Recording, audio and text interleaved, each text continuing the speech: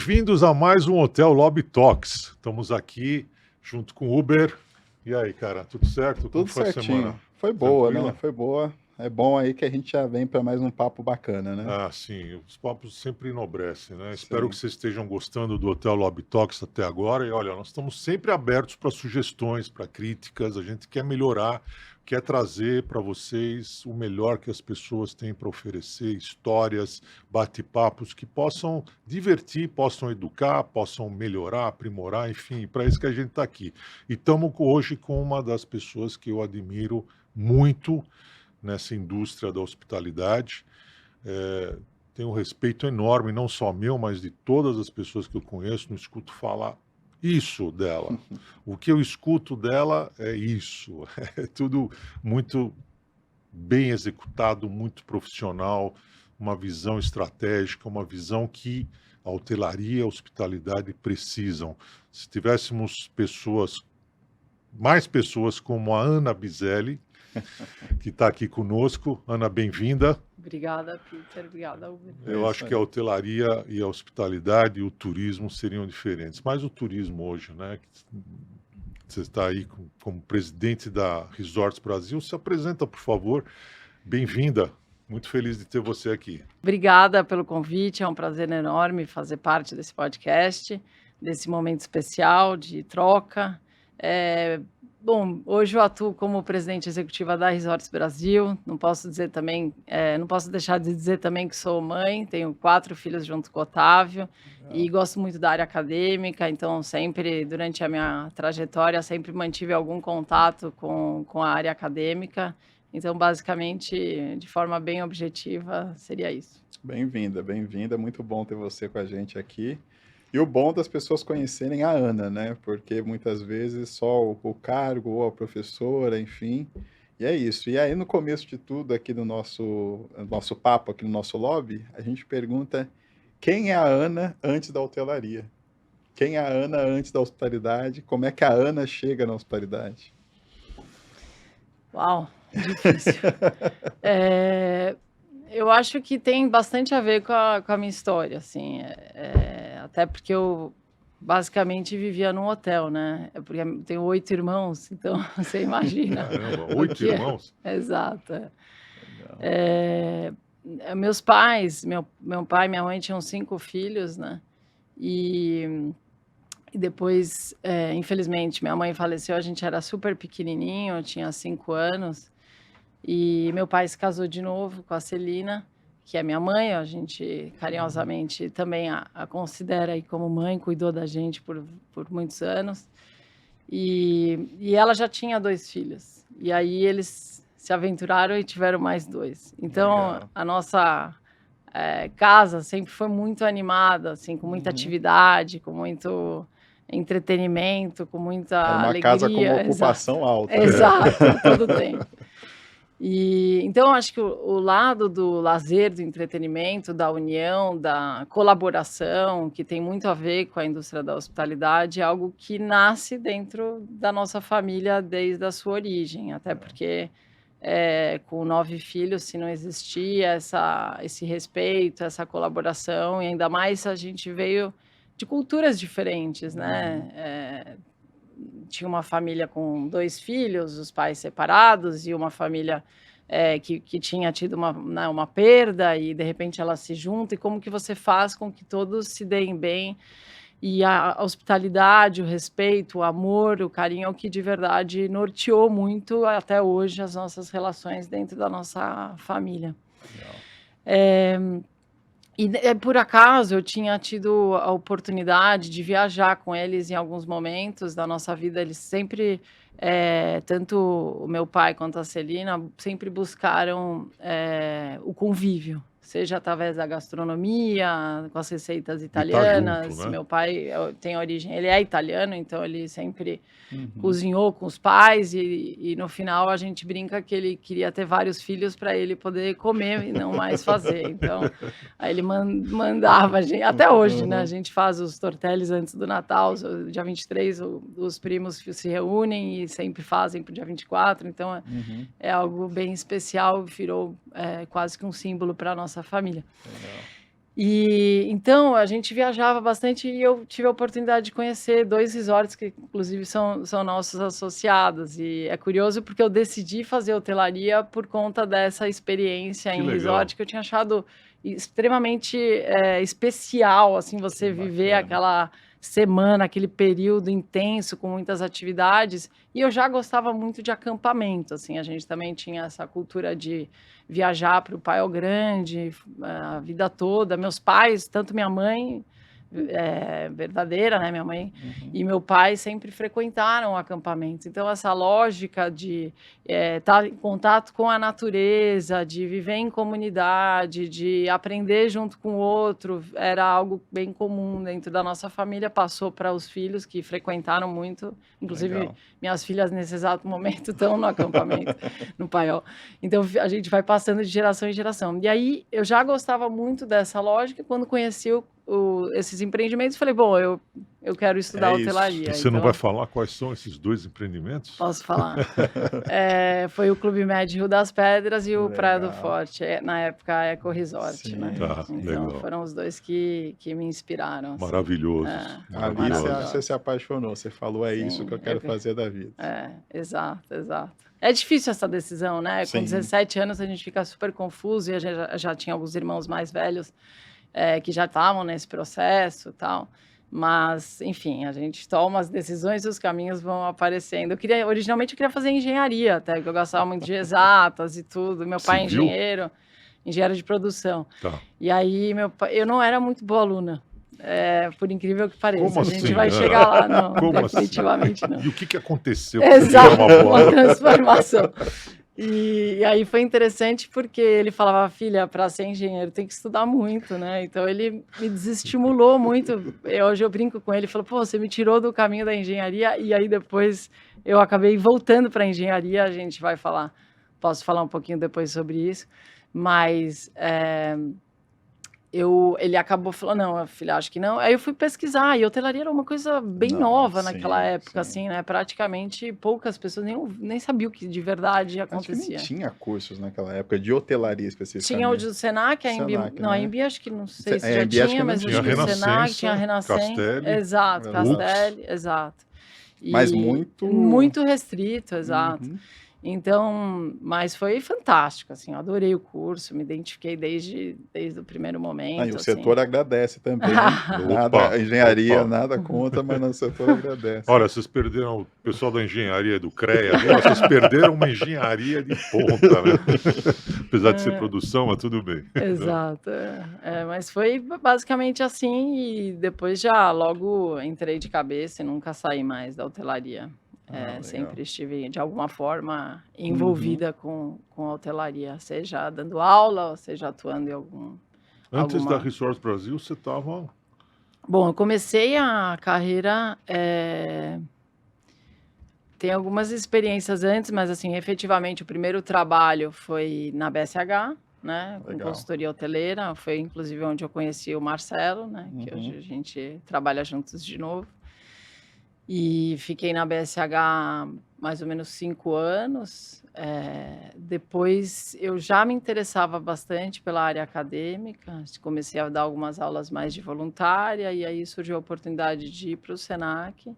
Aí no Senac eu fui para coordenar a consultoria que existia de turismo, hospitalidade e gastronomia, e também dar aula. Aí eu fiquei um tempinho nessas 2 atividades, depois coordenei o curso de bacharelado em hotelaria. Estava lembrando outro dia que na época a gente tinha 800 alunos. Imagina. Meu Deus. E, enfim, e daí fiquei um tempo lá no Senac como coordenadora, depois tive uma experiência num fundo de private equity que investia em condo resorts, aí os resorts começam a entrar, né, apesar de que já no Senac eu tinha tido a experiência no Grande Hotel Águas de São Pedro, e depois fui para o FOB, fiquei quase 4 anos no FOB. Aí resolvi iniciar o projeto de família junto com o Otávio, né? E aí a gente, filho 1, filho 2, filho 3, filho 4. E nesse meio tempo eu também mantive a minha atuação como pesquisadora, né? Então eu fui fazer o doutorado, eu já tinha feito o mestrado, logo que eu saí da BSH, eu fui fazer o mestrado e depois, então quando nasceu a Madalena, a gente foi fazer eu fui fazer o doutorado, e aí fiquei esse período dos filhos nascendo e pequenos, fazendo o doutorado. Eu brinco que foram quase 5 partos em 5 anos, né? Porque tiveram os gêmeos, as meninas e a tese, que é um parto pior ainda. Legal. E vendo a sua trajetória, né, eu noto que você é uma pessoa que tem uma afinidade com a política, né? Porque professora que tem que ter ali, tá sempre aberta a ter aquela resiliência, enfim. Aí as associações, que também é outra Sim. parte também que tem que estar sempre gerenciando muitos conflitos, muitos desejos, ansiedades, assim, que o setor tem. Você gosta dessa parte, assim, de estar articulando? Ou, de repente, me vi nesses lugares? Bom, na verdade a gente nasceu fazendo política, né? Porque com 8 irmãos, se você não faz um pouco de política, você não Boa. consegue jantar, almoçar, ir tem uma história famosa lá em casa que é o seguinte: meu pai, a gente tinha uma cadela que eu amava, era muito ligada nos animais. E aí ela teve 5 filhotinhos, e éramos 5, né, naquele contexto. Ele falou: bom, então agora cada um escolhe um e brinca com um. E eu escolhi um que era o Coceguinha. E o Coceguinha, eu acho que ele não estava tão forte assim, né? Ele era acho que não sei se ele sofreu muito no nascimento e Não tal. mamou direito. E aí meu pai falou: bom, agora a gente vai votar com qual a gente vai ficar, porque no final não podemos ficar com todos, a gente vai ficar com um. Eu não sei o que eu fiz, porque eu não lembro, só sei que foi 5-0 pro Coceguinha. Quantos anos você tinha? Bom, certamente foi antes dos outros chegarem, quando foi com 9, né? Porque meus pais, a Celina casou com meu pai, eu tinha 9 anos, então eu tinha menos que 9. 5-0 foi 5-0. Aí meu pai falou: parabéns, mas não será o Coceguinha, será o Ideia Fix. E eu falei: gente, isso é um absurdo. E aí ele explicou mais tarde que ele achava que o Coceguinha não ia vingar, né? E aí, mas assim, eu achei um absurdo aquilo, né? Tipo, a gente ganhou e não levou. Mas eu não sei como eu convenci os meus irmãos, mas acho que eu não tive que pagar nenhuma dívida, né? Porque afinal eu não levei. Mas eu acho que eu sempre gostei um pouco brincadeiras à parte, eu sempre gostei de tentar encontrar o denominador comum do coletivo, até por viver numa família muito numerosa, a gente tentar encontrar aquilo que qual é a brincadeira que todo mundo tá afim, vamos conversar e vamos brincar juntos. Eu sempre gostei do coletivo, assim, acho que o acampamento também desenvolveu muito esse lado. Então, acho que tem o lado da família, tem o lado, assim, das experiências que meus pais colocaram. Meu avô era político na Itália também, então talvez tenha um pouco esse lado, assim, mais genético, não sei se a gente pode dizer dessa maneira. Agora, se você me perguntar se eu gosto, assim... eu acho muito desafiador, assim, eu gosto muito da política setorial dentro das associações, assim, no sentido de que a gente pode desenvolver temas que são de interesse comum pela iniciativa privada e endereçar para o poder público quando necessário. Então, neste papel que eu me sinto muito confortável de fazer, de tentar sempre escutar, entender o melhor caminho e desenhar junto e buscar a melhor solução para todo mundo. Eu acho que até, assim, me sinto um pouco vocacionada para ir para o poder público, assim. Eu já tive alguma outra experiência, mas eu não acho que eu tenho ainda a maturidade certa, sabe, para atuar, porque eu acho que é mais complexo, tem mais elementos e eu não me sinto preparada e nem acho que o momento de vida permite, Pessoal, assim, né? pessoal, exato. Tem a prole Os ali, filhos né? pequenos e, enfim, o Otávio me dá muito apoio para as decisões que eu tomo, mas, assim, eu acho que no final do dia a gente é um grupo, né? Esse ano aqui você recusou um convite importante, né? Ano passado, né? Ano passado. Eu tentei colaborar um pouco no que eu achava que dava, que fazia sentido, mas pensei muito antes de tomar essa decisão. Não foi fácil, porque mexe com você, né? A possibilidade de você impactar muitas vidas, muitas pessoas, muitas iniciativas. Mas acho que eu tenho muito claro, assim, o que é a minha prioridade nesse momento, assim. Eu acho que eu deixaria de lado coisas Sim. muito valiosas se eu tomasse essa decisão. Então, acho que foi uma decisão, então, tenho certeza que foi a melhor decisão para esse momento, assim. E, enfim, é Não, isso. o Legal. setor agradece. Não, eu ia agradecer da mesma Uhum. forma, porque ia ser num âmbito até mais, Sim. né, num Sim. âmbito maior ali, né? Sendo claro, né, você foi convidada para ser secretária de Turismo do Estado de São Paulo, né? Executiva, Então é um cargo importante. Sim, com certeza. Enfim, está sendo feito um bom trabalho, né? Mas eu Sim. acredito que, sem desmerecer o Lucena, mas a Ana É. também é fenomenal aqui para Uhum. tratar disso. No final eu trabalharia com o Lucena, né? Uhum. Mas a Lu Leite é espetacular, Sim. né? Também, Tá fazendo sim, um trabalho com certeza, maravilhoso Lu. e ela é muito respeitosa desde no momento da transição. Ela sempre quis, até porque eu tinha tido essa oportunidade de fazer a transição coordenando o grupo de turismo, e tanto o secretário Lucena quanto a Luciane sempre me respeitaram para Uhum. entender assim um pouco o que eu consegui perceber na transição para colaborar. Então, até hoje a gente troca muito, assim, Sim. o conhecimento que foi gerado naquele momento com um grupo diverso, né, que 10 pessoas fizeram parte do grupo de transição e eles tiveram sempre um grande respeito, e a Lu também, quando chegou, foi super atenciosa, Legal. e eu acho que no final do dia eles estão realmente fazendo um trabalho muito bacana e Então, que a gente então. puder apoiar, sempre Com a certeza, associação com está à certeza. disposição. Turismo sempre em primeiro Sim. lugar e vamos embora.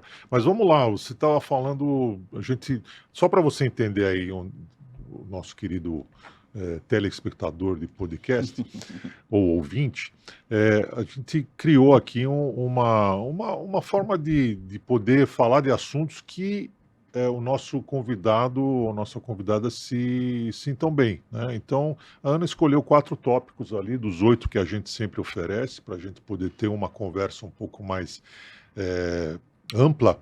E aí os temas foram família, esportes, educação E e espiritualidade. espiritualidade. Muito legal, eu gosto desse tema. Então vamos falar um pouquinho do segundo ali, eu falar um pouco de família, né? Vamos entrar aí no esporte. Podemos ir por esse caminho? Com certeza. O que você quer dizer do esporte? Alguma relação em relação ao Sim. trabalho?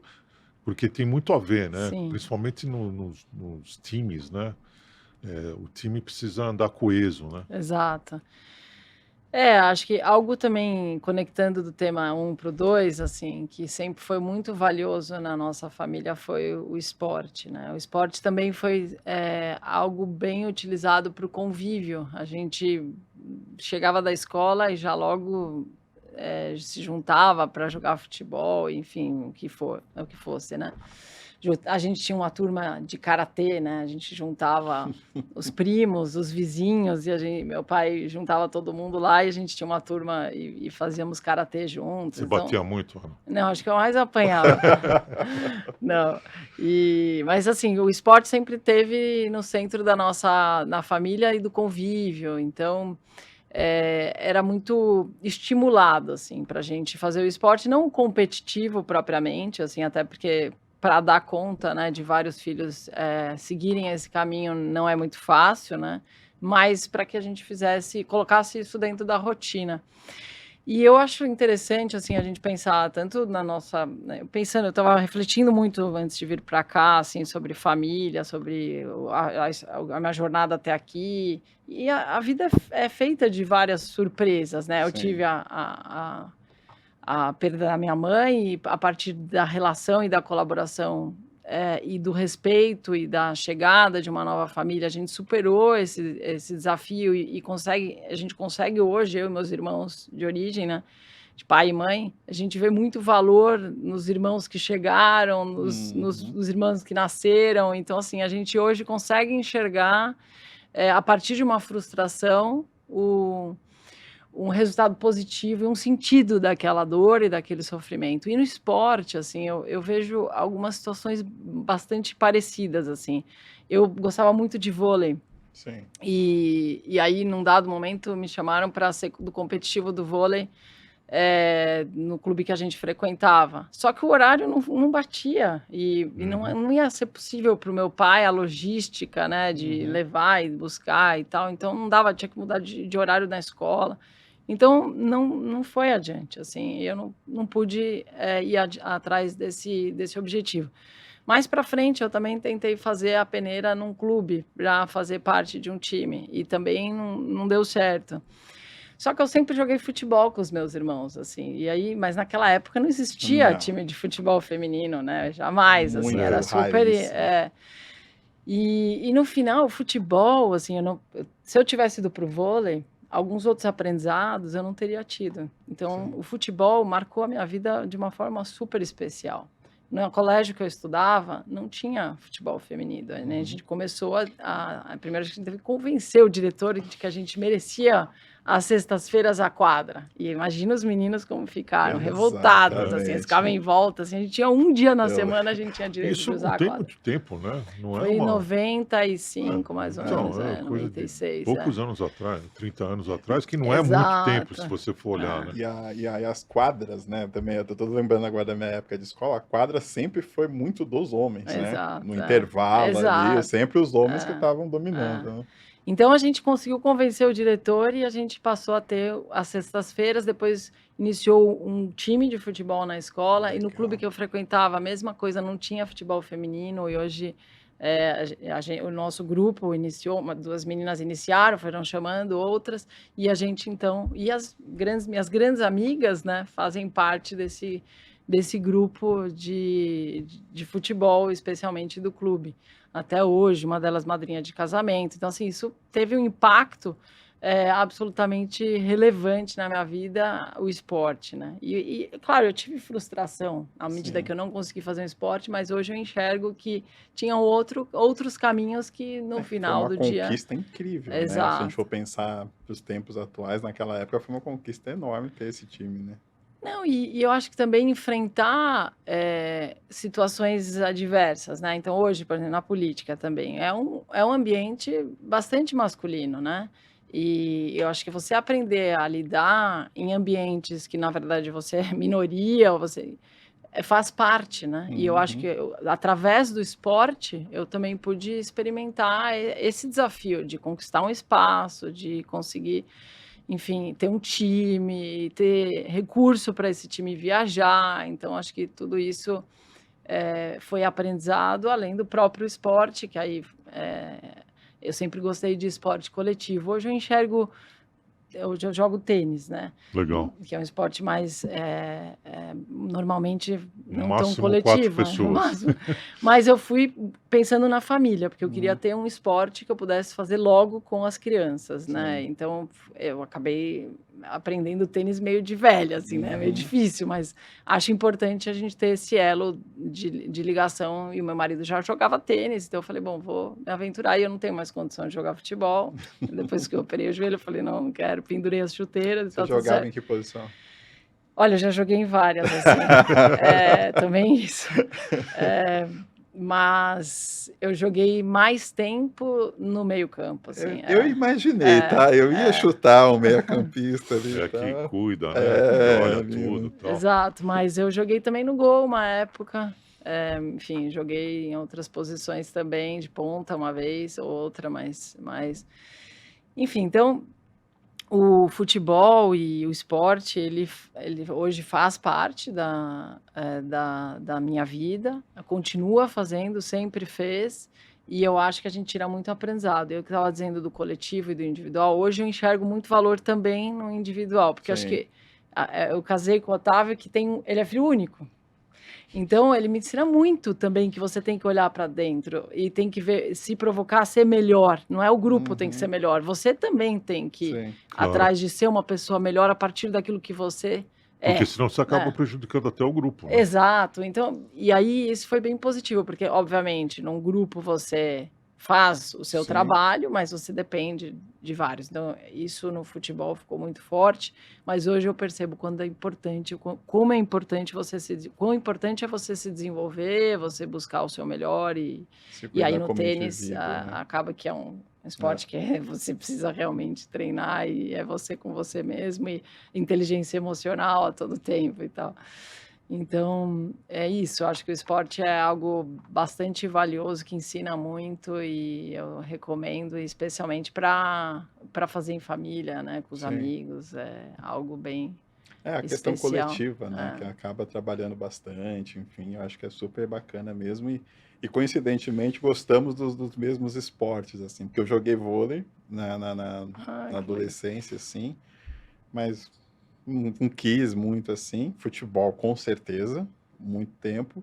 E também sou apaixonado por tênis, porque o tênis eu acho que mentalmente é um esporte muito bom, assim, no Sim, sentido de concentração, Resiliência. resiliência, raciocínio, Não, o enfim, né? tênis é fenomenal. Eu fui um bom esportista, mas joguei futebol americano e joguei tênis também, mas depois parei, não, joguei muito pouco, não dá nem para dizer que joguei. Mas o tênis para mim é o esporte preferido hoje. Fórmula 1 também, automobilismo também, uau, legal. Uhum, legal, emocionante. bacana. Mas no final, hoje eu vejo pelas crianças, assim, o aprendizado que a gente tem, ou que a gente proporciona para eles através do esporte, assim, uma das minhas filhas, ela é mais, menos coletiva, sabe? Então a gente está colocando ela mais no coletivo. A outra Legal, que que bacana. precisa mais foco, então Uhum. colocar no que precisa mais foco. Então acho que o esporte educa também, né? E traz Muito. um Sim. conhecimento que depois é super valioso para a vida, né? O esporte é tudo. E o Brasil se fez bem aí nas Paralimpíadas, né? Foi a Oh, melhor Paralimpíada deles, né? A própria Olimpíada da seleção feminina foi incrível, né? sim, as Essa mulheres. medalha de prata É, foi é, assim, algo muito é, sensacional, assim, diante dos desafios que sim, tinha, né? Pois é. O sim, problema é que alguns esportes, né, a política acaba entrando dentro do Sim, sim, esporte, né? sim. Então a questão do cifrão está acima de tudo, do valor, né? Então tem alguns esportes que hoje são, não dá nem para dizer que é um esporte, né? Mas enfim, seguimos, né? Tem que seguir, não tem jeito, a gente precisa seguir porque não dá para parar, tem que sempre evoluir. E essa paixão pela educação, já que estamos falando aí de educar, como é que... Porque acho que são tem, muitos anos, né? acho que 17, eu acho, 18, bastante tempo. Acho que também tem um pouco a ver com a família, né? Minha mãe era pedagoga, deu aula a vida inteira, era orientadora educacional numa escola. Meu pai também foi professor universitário. E foi interessante porque a minha avó, a nona, Nona. a nona, ela achava que eu tinha que ser professora, né? E ela sempre falou: não, você tem que ser professora e tal. Eu falei: não, não quero ser professora. Então eu fui fazer hotelaria e tal. Uhum. Ela nem soube, né, que eu depois, no final, ela faleceu antes. Mas eu depois comecei a me identificar mesmo. E hoje eu penso realmente assim, como ela estava certa, assim, que eu tinha que ir para essa área também, né? Hoje eu acho que a combinação de estar, né, atuando em alguma empresa, alguma organização e dar aula, acho que uma coisa alimenta a outra, isso me satisfaz bastante, assim. E então acho que tem um pouco essa influência, né? Mas foi acontecendo muito naturalmente, assim, eu não planejei, assim, acho que no final surgiu a oportunidade, eu fui fazer o mestrado, no mestrado eu comecei a perceber que eu gostaria de estar nesse ambiente com um pouquinho mais de tempo, então naturalmente fui migrando mais tempo para a educação, mas depois eu percebi que eu queria estar nos dois ambientes. E a educação, acho que assim, só voltando um pouco, assim, você brincou até, como que pode? Realmente, eu era muito mal aluna, eu só queria fazer esporte. Eu estudei numa escola que o esporte era muito importante também, e eu acho que as escolas têm que valorizar Sim. o esporte também como um conhecimento, certeza. uma habilidade que até comportamental, né, de grupo, que ensina muito. E eu achava que eu estava num clube, assim, meu pai Sim. falava, não é possível, a pessoa faz todos os esportes e tal, mas pegava recuperação e tal, não era muito ligada no estudo. E aí eles perceberam que eles precisavam me tirar daquele ambiente, assim, que eu não ia conseguir mudar naquele ambiente. E aí fui para uma outra escola. Naquele contexto, meus pais, com 9 filhos, eles administravam 5 escolas diferentes, assim, Meu Caramba. em São Paulo. Eram outros tempos, né? O trânsito era menos... Sim, dava para chegar. Né? Sim. Mas eles percebiam que cada criança tinha uma característica, uns queriam fazer medicina, o outro queria sei lá o quê, então tinha que compor na medida, enfim, daquele perfil, não adianta botar todo mundo no mesmo ambiente se eles têm perfis e interesses diferentes, né? E eu acabei indo para uma outra escola. Quando eu cheguei, eu tinha 14 anos, se eu não me engano. As turmas já estavam formadas, Sim. né? E aí... eu falei, bom, não tenho muito amigo, não conheço muitas pessoas, vou estudar, né? Tipo, e foi super positivo, porque eu pude começar a entender o que eu estava fazendo dentro de uma escola ali, porque qual que era o propósito de uma escola, porque até então acho que eu não tinha entendido, assim. E foi interessante, assim, que duas coisas me marcaram nessa chegada, né, na escola. Primeiro que eu fui acolhida por algumas pessoas, mas não era diferente da turma que eu tinha anteriormente, mas o esporte, de novo, foi o que acabou me trazendo um pouco essa conexão entre as elo. pessoas. Porque, enfim, as pessoas acabaram me conhecendo através do esporte um pouco, e aí eu fui fazendo novas amizades e tal, então eu comecei a mudar de comportamento a partir desse momento, e também outra coisa que me marcou muito foi que eu ia para aquele acampamento, né, de tempos em tempos, e a gente estava em casa brincando, e um queria assistir um filme, outro queria assistir outro filme, e a gente começou a brigar e tal. Era época de Copa do Mundo, meu pai tinha acabado de comprar uma televisão, e aí quebrou a TV. Meu Deus. Eu era mais velha naquele contexto, aí o meu pai falou, bom, já que você é mais velha, você vai levar a culpa, então você não vai para acampamento. Uau. Eu falei, nossa, isso é a morte, assim, porque era o que eu esperava, eu fazia tudo durante o semestre para ir para acampamento. E aí eu cheguei para a Nona, falei, Nona, me ensina a fazer alguma coisa, eu preciso ir para esse acampamento, assim. E ela falou, não, vou te ensinar a fazer trufas de chocolate. Então tá bom. E aí aprendi a fazer a trufa, e aí foi mais legal porque virou uma rede, todo mundo ajudou, todos os irmãos, então o que tinha quebrado a televisão junto comigo vendia lá na escola, eu vendia, e a gente conseguiu pagar o acampamento com as trufas nesse contexto. Então teve muito esse ensinamento, né, da colaboração entre... E aí na escola também eu acabei interagindo com outras pessoas, porque eu levava as trufas para vender na escola, e assim eu fui conquistando meu espaço. Então, a educação, assim, nesse momento foi um marco para mim, essa mudança. Eu comecei a entender o sentido da escola, o sentido do aprender, e fui depois para o Senac, né? E aí no Senac também eu já entendia que também a educação ela não se dá só dentro de sala de aula, que você também precisa aproveitar as oportunidades que estão no seu entorno. Então, me conectava muito aos professores para entender as oportunidades que tinham. Então, na época, o Traud me apresentou a possibilidade de fazer uma iniciação científica, então comecei esse trabalho. E aí eu fui... Isso foi se desdobrando, né? Porque na medida que eu fiz a iniciação científica, na hora que eu concorri à vaga da BSH, isso me levou para fazer parte da BSH, porque tinha tido essa experiência em pesquisa. E eu fui percebendo a importância do professor. Sim. Na vida de uma pessoa. Sim. Porque, de verdade, foi determinante a interação com o professor Traud naquele contexto. Me levou para a BSH e depois eu falei, pô, é um papel absolutamente relevante na vida das pessoas. Né? E eu falei, bom, eu também quero contribuir nessa direção. E aí foi por isso, acabei indo para o mestrado e tal. E aí também no mestrado e no doutorado... acho que você sai um pouco da docência e começa a desenvolver uma outra área da educação, que é a pesquisa, né? Que também é algo que me fascina, assim. Eu me dediquei mais tempo à pesquisa nesses contextos. E a pesquisa, em especial, no nosso setor, eu acho que ela ainda é muito pouco valorizada, assim. Com certeza. E hoje é o que mais... Mas isso é cultural, viu, Ana? Não é que é a pesquisa no nosso setor, a pesquisa no geral mesmo, no comércio em geral. Eu vejo muito, assim, uns exemplos muito, assim, perto do que a gente está falando, mas, por exemplo, abriu uma loja do lado de casa, uma época, que era uma locadora de livros. Esse cara veio com essa ideia, abriu a locadora, ele pesquisou, eu estou 3 casas do lado dele. Gostava de pesquisar comigo, eu estou abrindo uma loja, quero abrir, você lê livro? Quantos livros você lê por ano? Quantos livros você alugaria livros? Então, e o que aconteceu? Depois de 3 meses fechou, Fechou. porque não tinha... Então, a Público. pesquisa é importante até para isso, posicionar, né? Para posicionar tudo.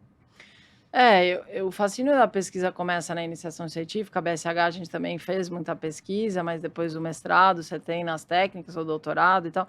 E hoje eu de alguma forma, na Resorts é super presente esse tema, Sim. né? A gente tenta contribuir com conhecimento, seja através de artigos, do radar, entre outras iniciativas, mas eu acho que a gente pode intensificar isso no Sim. nosso setor, assim. Então, a educação, a gente sempre pensa na sala de aula, né? Mas a educação, ela pode também se dar através de um conhecimento que é disseminado através de artigos, livros, e hoje Claro. ainda mais, né? Claro. Podcasts, enfim, vídeos.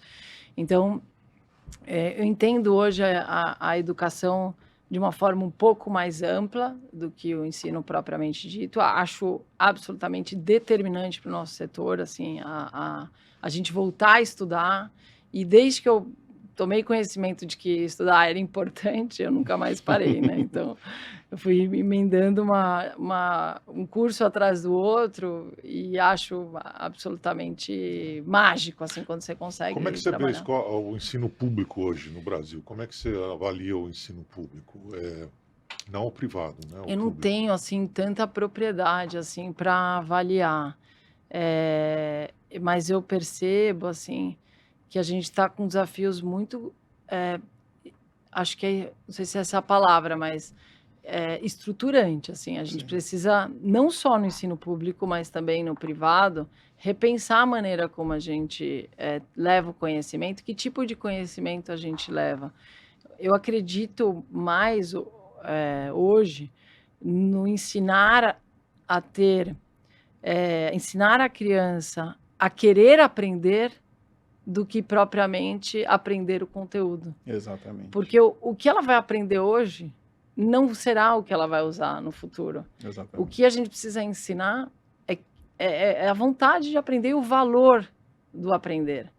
Então, eu acho que as escolas, elas têm que trabalhar mais essa competência, da importância do aprender.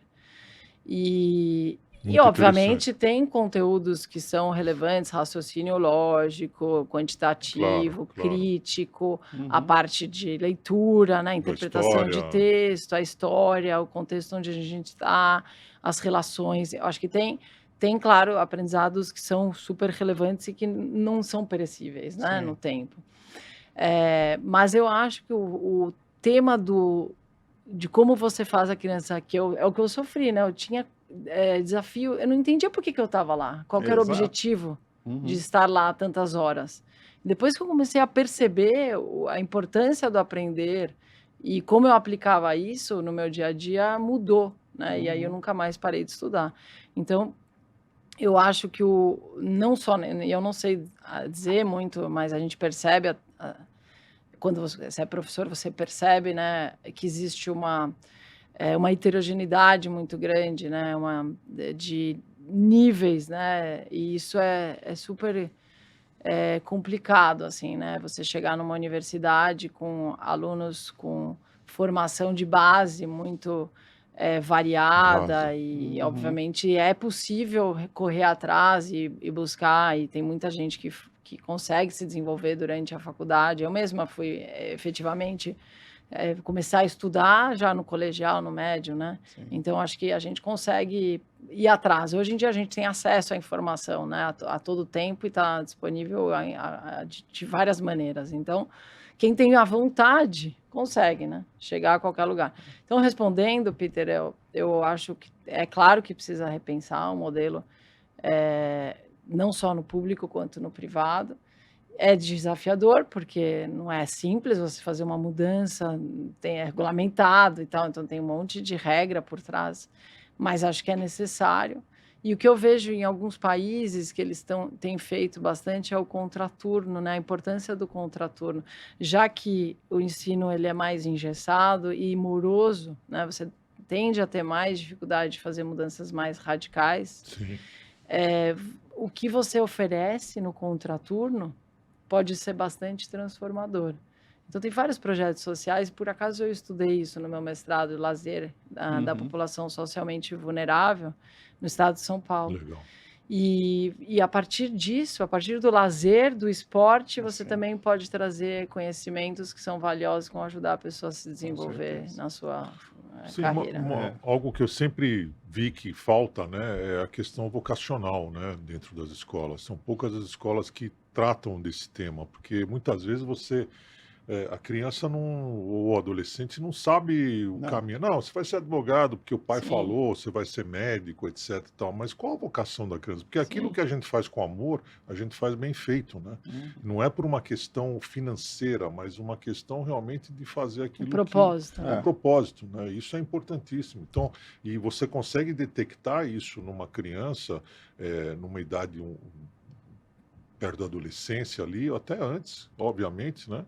E já direcionar para esse campo. Ou seja, você teria que ver quem é a pessoa para depois você dar a educação que essa pessoa quer Sim. para a sua carreira, né? E desculpa. você tem- Não, eu só ia comentar o Claro. tema da vocação. Eu também tenho pensado bastante nisso, sabe, Peter? Porque eu acho que mais do que vocação é propósito.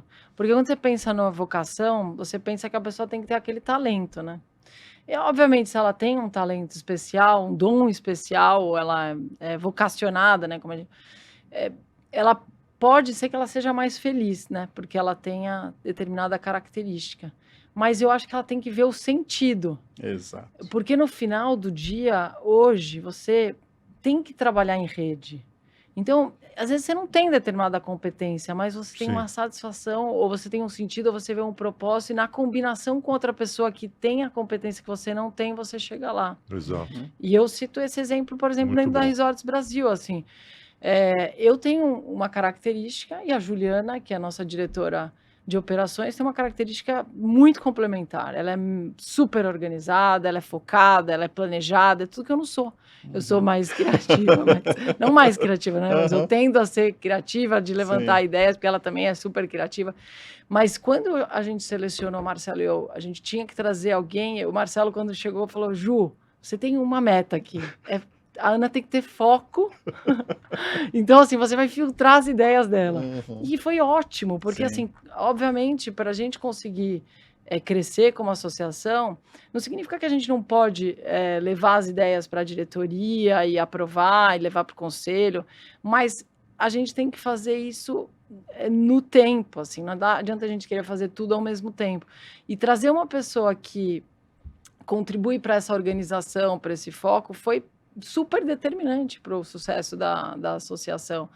Então, e essa é uma habilidade também do Marcelo, né? De perceber que a gente tem que ter pessoas com perfis diferentes, que são complementares, que são capazes de, juntas, fazerem um bom trabalho, né? E aí todo o time colaborando com a Juliana, a Aline, a Paloma, a Fernanda, o Matheus. Então, cada um dentro da sua Lindo. função e com o seu talento e com as Exato. suas características. E às vezes, assim, o tema da vocação, porque eu falo, a Ana é engenheira, será que ela teria vocação para fazer engenharia? E o curioso é que depois eu fui fazer o meu doutorado na área de verdade, você tá operações e sustentabilidade, que só tem engenheiro. Só, 100% deles são engenheiros. Exato. Então foi até curioso, mas não necessariamente a minha vocação era ir para a engenharia, mas talvez trabalhar com alguns processos, algumas iniciativas que depois você consegue trazer esse conhecimento para o dia a dia da hotelaria, para o dia a dia. Mas eu vejo sentido na hotelaria. Sim, por né? isso que quanto antes você identificar isso na criança, mais você tem condições de caminhar e chegar Sim. num ponto principal, né? Sim. Como você falou, às vezes a vocação era ser engenheira, não, mas tinha por trás disso a parte da pesquisa, dos processos, né? Dessas etapas todas que são a base da engenharia, né? Que é tudo Sim, processual. sim. Então, essa identificação é possível, mas precisa começar mais cedo, né? Para poder direcionar mesmo, né? Mas, ao mesmo tempo, acho que não existe uma única resposta, assim. Ah, para tudo, isso Porque para é o que a tudo. gente está falando agora. Isso Se eu na vida, fosse, imagina se eu fizesse um teste vocacional e fosse para engenharia, tudo bem, não significa nada. Eu poderia, inclusive, ter ido para hotelaria. Tem vários engenheiros que estão na hotelaria. Hotelaria sim. tem. E, ao mesmo tempo, você pode escolher o caminho da hotelaria e se aproximar a temas que Sim. a engenharia colabora, ou o Exato. racional da engenharia colabora dentro da... Isso. Então, eu acho que a gente também pode dar menos peso, assim, para essa decisão, porque as crianças ficam muito ansiosas, né? Ou os adolescentes, a juventude, para tomar essa decisão, e daqui a pouco essa decisão, ela é importante, mas ela não é determinante, Exato, assim. não é definitivo, É. né? E na educação do nosso setor, na formação do nosso setor, a gente tem aí um desafio, né? Uhum. Você que está muito ligada à parte da educação ali, da formação, de inovar nessa formação dos hoteleiros aí, porque muitas vezes, quando a gente está conversando com pessoas recém-formadas, enfim, elas falam que muita coisa do que elas têm aprendido em sala de aula, Uhum. quando chega para Sim. o mercado, encontra um cenário totalmente diferente. Como é que a gente consegue, eu sei que é uma resposta difícil, né? Mas trazer mais inovação na formação até mesmo para Sim. atrair mais, né? Porque, como você disse, 800 alunos, né? Recentemente a Dani Mendes esteve aqui Sim. falando com a gente e a gente, infelizmente, não tem mais essa Sim. quantidade de pessoas querendo ser novos hoteleiros. Que a né? realidade destoa, né? Né? Da formação com a prática, né? Eu não atribuiria só a esse tema, a falta de aluno. Eu acho que o mercado também tem uma certa, né, uma responsabilidade, Sim. assim. Eu não acho que é só o que é ensinado lá, mas qual a carreira que essas pessoas têm, né? A partir da Uhum. hotelaria. Então, acho que é uma dupla responsabilidade ali que precisa ser repensada, e as associações já estão fazendo esse movimento junto com as instituições de ensino, ainda não na intensidade que precisa ser feito, mas eu acho que já existe um caminhar ali. Primeiro, eu acho que o modelo de aprendizado que eu vivi no Senac, assim, é muito especial, assim. Eu tive a oportunidade de ter professores que estavam na prática e professores que tinham a pesquisa. Sim. Essa combinação dos dois professores Perfeito. é muito especial, Sim. assim, porque os dois desenvolvem competências que são complementares e muito relevantes. E eu acho que o Senac já era muito inovador na maneira de ensinar, que trabalhava muito com projetos integradores, né? Sim.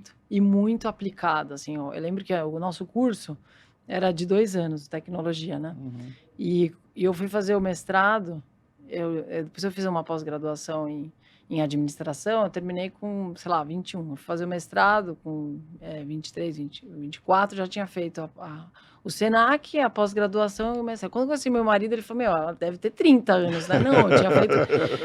Exato, ele falou, acho que não sei se eu quero muito, assim. E foi até engraçado esse dia, porque ele falou, quantos irmãos você tem? Ele queria saber a minha idade, né? Ele falou, quanto é a idade do mais velho? Para fazer a conta. Ele falou, tudo que ela fez não é possível que ela tenha. Não era mais fácil perguntar? Mas ele tava, né? Mas, enfim, tudo isso para dizer que, assim, eu acho que a lógica de cursos tecnológicos para o nosso setor, ela é muito valiosa, assim. Acho que a gente já se perdeu um pouco nisso, né? Sim. Porque a nossa atividade, em 2 anos, você aprende Sim. muito do técnico e você vai ter que trabalhar na prática, assim. E para a maioria dos cargos, isso é mais do que suficiente. E depois ele vai fazer estudos de curta duração para se atualizar, né, em alguns conceitos, alguns temas. Então, eu fui uma que fui beneficiada dessa lógica que estava muito bem montada, e até hoje, né, existe o curso de tecnologia, e me colocava você no mercado de trabalho muito rápido com professores da área. Eu sou tecnólogo também, então... E conectado com a prática, Sim. porque quem me colocou no primeiro emprego foi um professor que estava conectado com aquele consultor. Então, essa ponte, ela acontece muito forte, né? Qual que é o desafio, eu acho, aí, falando dos cursos de graduação, né? Eu acho que primeiro a gente tem um desafio de fechar a conta, né? Porque essas empresas, essas instituições de ensino, elas precisam sobreviver, né? Com os Exato. recursos. Então, Claro. no final, você precisa ter uma quantidade de alunos considerável e aí você tem que conseguir manter a combinação de profissionais do mercado com pessoas que estão na pesquisa ou no ensino de forma integral. E não necessariamente as instituições de ensino estão conseguindo fazer esse movimento. Não. Até porque aí você tem um professor que é mensalista, que você tem que otimizar o tempo dele, aí ele vai começar a dar aula que é uma aula que ele não conhece, que ele não domina, que isso. O que a gente fez um pouco em alguns movimentos, e eu estava na época no Senac, é que você acaba suprindo um pouco isso com palestrantes, que eu acho que essa é uma iniciativa bastante fácil, né? E as pessoas estão dispostas a compartilhar conhecimento. Então, o professor, ele acaba sendo, e hoje eu acredito neste papel do professor. O professor, ele não é o detentor do conhecimento, não é.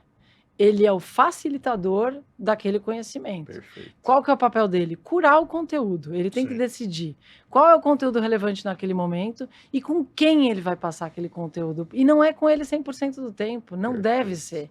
Tem que ser com profissionais, tem que ser às vezes com outros autores, com outros pesquisadores.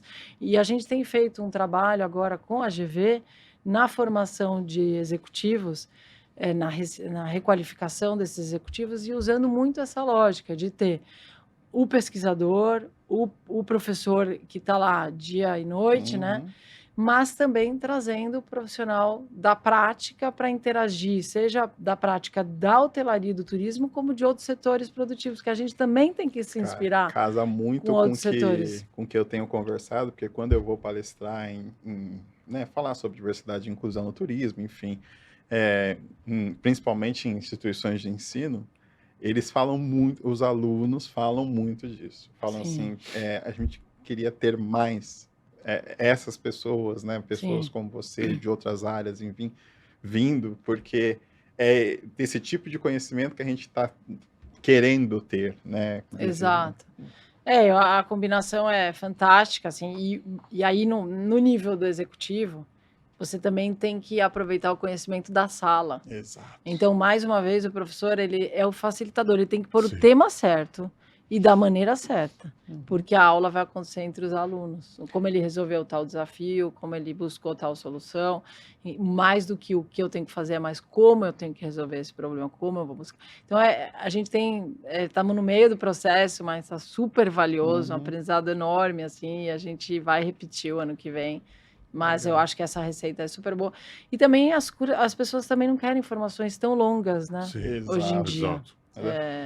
Acho que isso é uma coisa que a gente tem que E pensar. você disse aí que também tem a responsabilidade do nosso mercado aí em ajudar. O que você acha aí? Bom, primeiro ele tem que se colocar à disposição para compartilhar conhecimento e também para reconhecer as nossas fragilidades, né? Porque no final a gente não tem as respostas, mas a gente tem que buscar as respostas. Mas se a gente não reconhece que a gente ainda não tem a resposta de como reter um talento dentro da nossa atividade, a gente tem que ter a humildade de falar, não, a gente não sabe como fazer, vamos buscar a solução, seja em outros mercados ou em outros contextos, né? Então, eu entendo assim que os líderes que hoje fazem parte dessa sala de aula que a gente está chamando de piloto, eles estão com essa cabeça de troca, porque a gente, no primeiro momento, a gente até pensou, nossa, será que vai dar certo, né? Porque são concorrentes, né? Será que eles vão querer trocar e tal?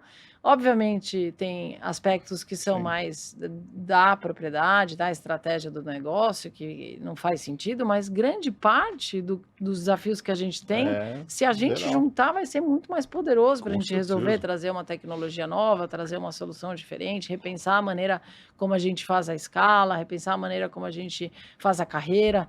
Então, hoje, eu acho que a gente está num momento muito especial do setor, de muita troca, num nível alto da nossa atividade, assim, de tomadores de decisão importantes que estão dispostos a repensar. E é isso, né? No final, a gente vai ter que se reinventar. Não tem outra maneira.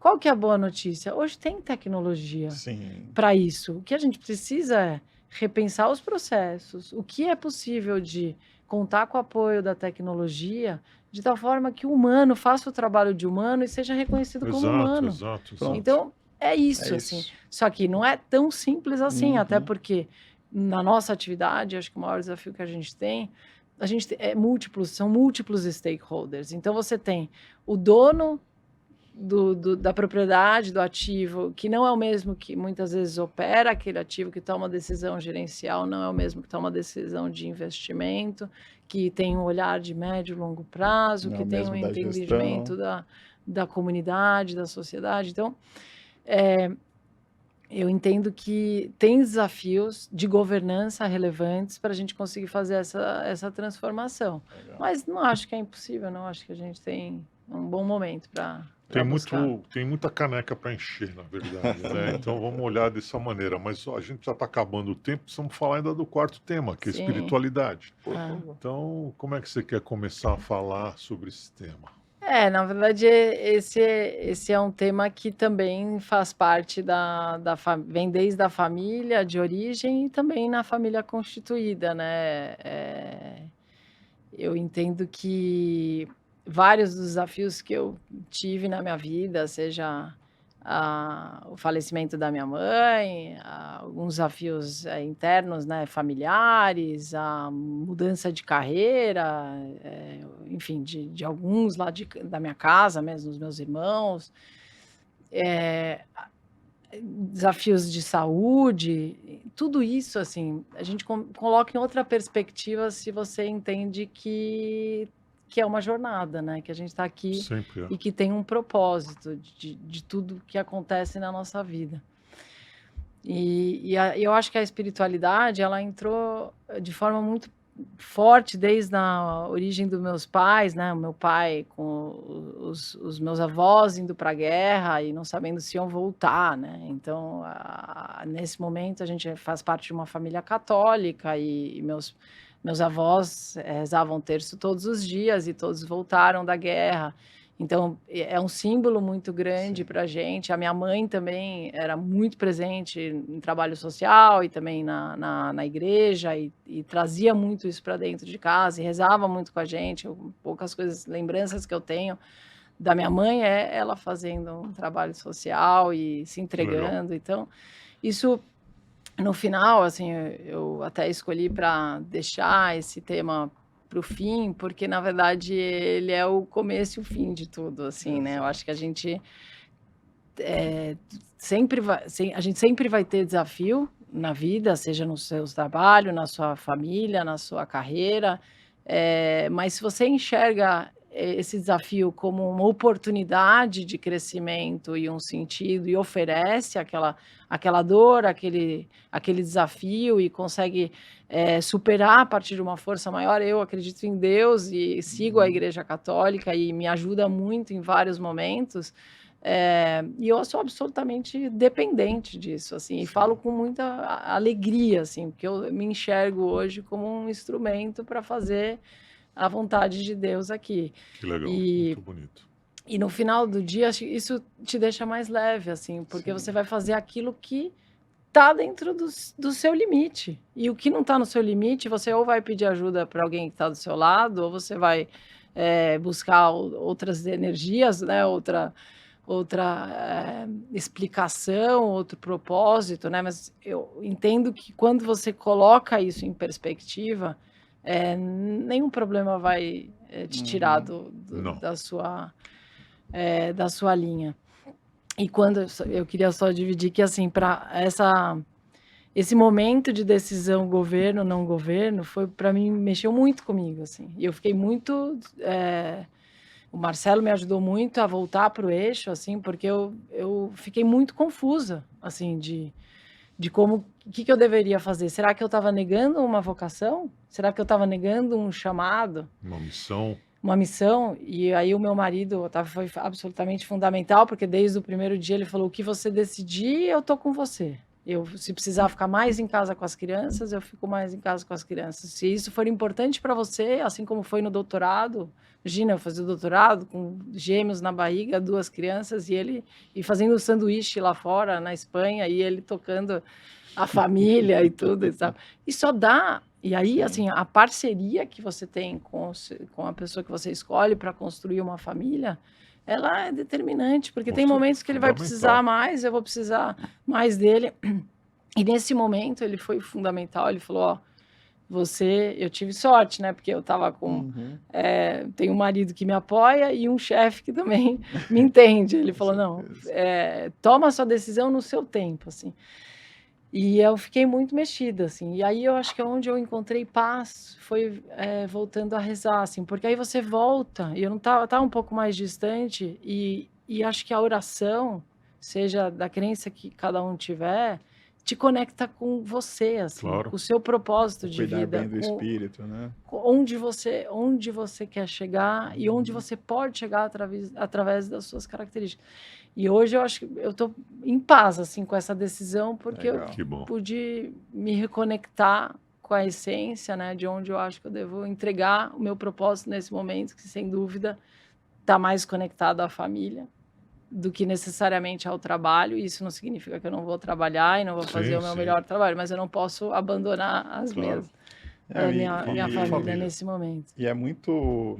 Aí eu, como uma pessoa aqui do setor, enfim, que acompanha e te conhecendo melhor, partilhando nesse papo bacana que a gente está tendo, reflete muito no trabalho de vocês no Resort Brasil, porque vocês são uma das poucas associações que eu vejo evoluir muito fortemente na pauta ESG. De verdade mesmo, assim, com efetividade, não só com coisas assim. E agora a gente, conhecendo Sabe você por quê, melhor, né? entende o porquê, Aliás, porque parabéns, acaba né? indo para esse lado. O Marcelo esteve aqui também e a gente parabenizou pela gestão da Resorts Brasil e muito parabéns aí pela condução, porque, assim, no meu olhar, eu vejo que a Resorts Brasil se sobressai das outras instituições, das outras associações. Cada uma tem Sim. sua importância e tudo mais, mas a Resorts Brasil, nesse período, como o Uber falou, ela evoluiu um pouco além do que as demais. Mas Acho que eu preciso dizer que isso é um conjunto, né, Peter? A com gente certeza, tem, mas tem que ter primeiro, uma assim, liderança sempre, e né? a gente tem associados muito Sim. especiais, assim, que tem produtos muito especiais e que transformam vidas de muitas pessoas, Sim. e isso favorece com que a gente também trabalhe essa pauta de ESG, porque realmente o propósito desses empreendimentos tem que ser o desenvolvimento da localidade por meio de um resort. E ter uma diretoria muito ativa, né? A diretoria é muito ativa, é um time engajado. Sim. Então, isso faz com que tudo dê certo, né? E tudo dará certo. E você falou uma coisa importante sobre a religião, sobre Deus, e Deus está dentro de nós. Então, toda vez que a gente ora, que a gente olha para nós, a gente está olhando para Deus também. Então, queria encerrar com essas palavras, que Deus acima de tudo, né? E vamos em frente. E muito obrigado, Ana, por ter estado aqui conosco, compartilhando um pouco da tua vida pessoal, o que você fez, enfim, o que você vai fazer. Muito obrigado. Eu que agradeço a oportunidade. Gostou de estar no nosso lobby? Sim, claro, Gostou com do papo? certeza. Muito, obrigada. Sempre bem-vindo a voltar, viu? É Obrigada, isso aí. obrigada. Pessoal, obrigado. Assistam. Se você chegou até aqui, então dá um joia e divulga. E se quiser estar com a gente aqui, é só mandar um comentário, mandar um e-mail para nós, um WhatsApp, enfim, o que for. E estamos aqui levando para vocês as pessoas que fazem a hotelaria e hospitalidade nesse país. Um abraço aí para vocês. Valeu. Ô.